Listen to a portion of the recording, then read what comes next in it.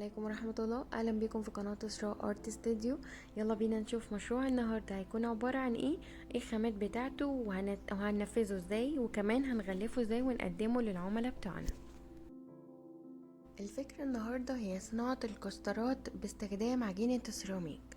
هجيب عجينة سيراميك جاهزة وشوية خامات كده، ونعمل تقنيات مختلفة. كل واحدة فيكم تختار التقنية اللي هتناسبها واللي هتكون سهلة بالنسبة لها.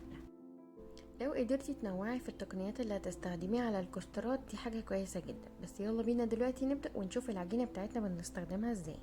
هطلع قطعة من عجينة السيراميك وابدأ بالنشابة ان انا افردها على سطح مستوي، وافضل اقلبها واتاكد كويس ان المسام بتاعتها كلها مقفوله، مفيش اي اثار لخطوط او اي حاجه مفتوحه بينها وبين بعض.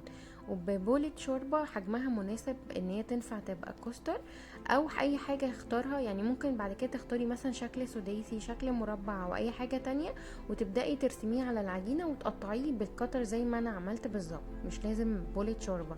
انا اخترت شكل الدايره عشان بس اوصل لكم الفكره. وتنضفيها زي ما انتي شفتي كده بحاجة اسمها الضفر الخزف او النحت. انتي ممكن تستخدمي اي حاجة ممكن تنعمي بيها، مش لازم تشتري كل الحاجات دي من اول ما تبدأي البروجكت بتاعك. قدرتي ان انتي تعملي قطعة كبيرة تقطعي جنبها دواير كتير، يبقى حاجة احسن كتير ليكي. هتسهل عليكي وقت اكبر طبعا، ده لما يبدأ يطلب منك اوردرز فيها احجام او اعداد كبيرة. وتبدأي تنضفي الاطار بتاع الدايرة او بتاع الكوستر بتاعك من التفاصيل اللي هي القطع الزيادة اللي طلعت من عجين السيراميك. وانضف كويس قوي السطح بتاعي من الاطار كله وكمان من فوق. ولو قلبت الكوستر كمان لقيت اي حاجة محتاجة تتظبط هظبطها كويس عشان تنشف على شكل مظبوط. طيب معلومة، لعجينة السيراميك بتنشف بطريقتين: اما بتدخليها الفرن لو مستعجلة عليها، او بتسيبيها في الهواء تنشف. انا بالنسبة لي سبتها في الهواء. حطيت قماشة تحتها وقماشة فوقيها عشان تمتص اي سوائل. وبعد كده بعد ما نشفت الكسترات جبت صنفرة خشنة وبدأت اظبط السطح كله من كل اتجاهات الاطراف، من فوق ومن تحت، عشان اتأكد ان مفيش اي شوائب او اي حتت بارزة مش تبع شكل الدائرة. يعني فهمتوا؟ بس دي اهم حاجة ضرورية جدا، موضوع الصنفرة او خطوة الصنفرة، عشان بتأكد على جودة الشغل بتاعك وقد ايه هو خارج نضيف للعملاء بتوعك. اول طريقه هستخدمها ان انا هستخدم القلم الرصاص وارسم رسمه بسيطه خالص عباره عن فرع ورق شجر وفي مجموعه ورود هتكون في الاطراف، مش اكتر. حاجه بسيطه جدا على الكوستر بتاعتي. مش لازم يعني الشغل بتاعك يبقى مكلف ومليان تفاصيل. العالم كله دلوقتي بيتجه نحو البساطه والتفاصيل الاقل كتير، عشان كلنا بنحس بلود من التفاصيل والزحمه. فبنحاول ان احنا نستخدم كل حاجه حوالينا بشكل هادي. الكوسترات دي هيستخدموها يحطوا عليها مجات القهوة والشاي، في حاجة اللي هي روقان. فانا عايزة اكد على موضوع روقان في المنتج بتاعي، عشان اكون بدي للعميل الحاجة اللي هو محتاجها في الوقت ده. اخترت اللون الاورنج عشان لو حد بيشرب القهوة بتاعته في وقت شوية الصبح او حاجة، او بيشربها في مصيف او مكان بيروح يقضي ويك اند او اجازته فيه، يتبسط بشوية الطاقة اللي ممكن يستخدمها او تطلع له او يحسها من اللون الاورنج. لان اللون الاورنج دايما بيدي طاقة زي اللون الاصفر، فيه سحر كده دايما، ان هو بيدي احساس الانسان ان هو عنده قدرة ان هو يعمل مهمات كتير في وقت قليل. بيحمس الشخص يعني.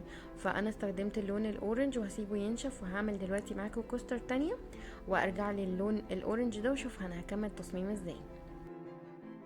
الفكرة الجديدة بقى سهلة جدا. هتجيبي ستنسل، تشتري ستنسل متفرغ جاهز او تفرغيه على التصميم اللي انتي حباه. هبعمل لكم فيديو اوريكم تفريغ التصميم بيبقى عامل ازاي. انا بحب الستنسل ده وتصميم اسلامي شوية.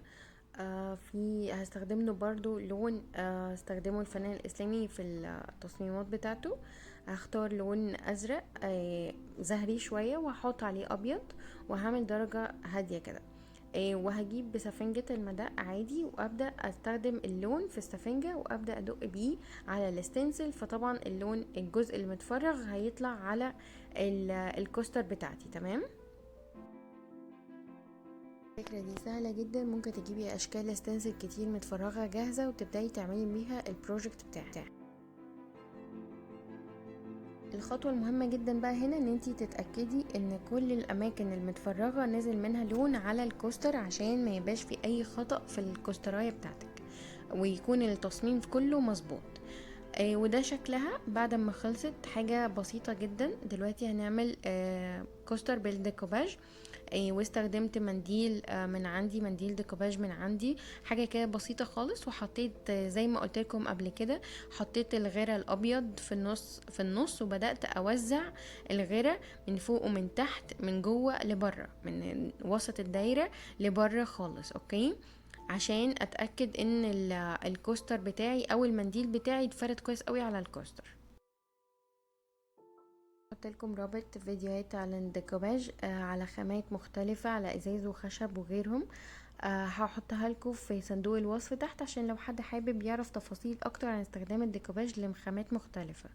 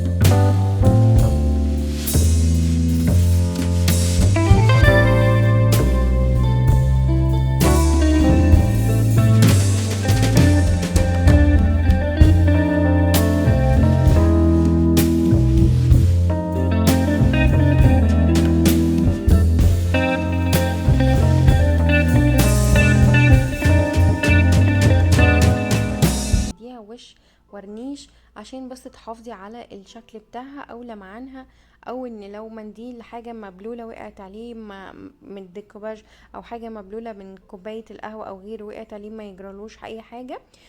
فانا دلوقتي استخدمت ورنيش بتاع ديكوباج. ممكن تستخدمي كمان ورنيش شفاف دوكو سبراي. ممكن تستخدمي ورنيش خشب فلوت او حاجه كده. ممكن تستخدمي اي حاجه، لان دي حاجات مش هتتحط في، مش هنشرب فيها، يعني هي مش هتلمس الشفايف او مش هناكلها او نستخدمها كده مباشر. فعادي ممكن تستخدمي اي نوع ورنيش، مش شرط نوع معين. لما ظبطت الكسترات بتاعتي او المنتج بتاعي وحبيت ان انا اجهزه للعميل بتاعي بشكل كويس، هبدأ دلوقتي اجيب شوية خامات بسيطة جدا نحاول كده نوفرها لنفسنا. الورق البيج ده انا عملته ورق كانسون ودلقت عليه مية القهوة وقصقصته بمقص اللي هو بتاع الورق الزجزاج ده بتاع الاطفال. وبدأت اعمل بيه ليبل يتعلق في الشنطة او يتعلق على الكسترات بعد ما احطها جوه الشنطة. الشنطة شكلها شنطة ورق بيج عادية جدا، ولزقت عليها كارت مكتوب عليه ثانك يو بلزق دبل فيس. تمام. وكتبت على الليبل مسج كده صغنونه فيها كوفي عشان اديهم احساس ممتع يعني بطعم القهوه وكده. وبدات الف الكسترات بالخيط الخيش وعلقت فيها الليبل من الظهر، بحيث ان هو يقلبوا الكوستر يلاقوا من ناحيه اتجاه فيونكة واتجاه الليبل ده. تمام.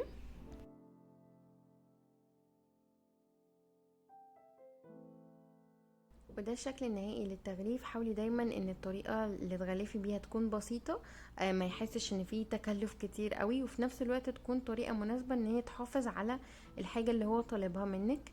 لو قدرتي تحافظي على وجود رسالة لطيفة للعملاء بتوعك يحسوا بطاقة مثلا لما يستخدموا الحاجة بتاعتك، فهيتبسطوا جدا، ودايما هيبقى ليكي الأولوية في انه يطلبوا المنتج ده لو موجود عندك انت.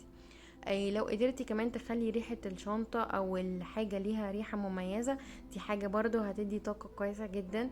وخلي دايما الروايح ما تبقاش برفيوم خاص بيكي، يكون حاجة فلوري كده بسيطة مبهجة وفي نفس الوقت فريش.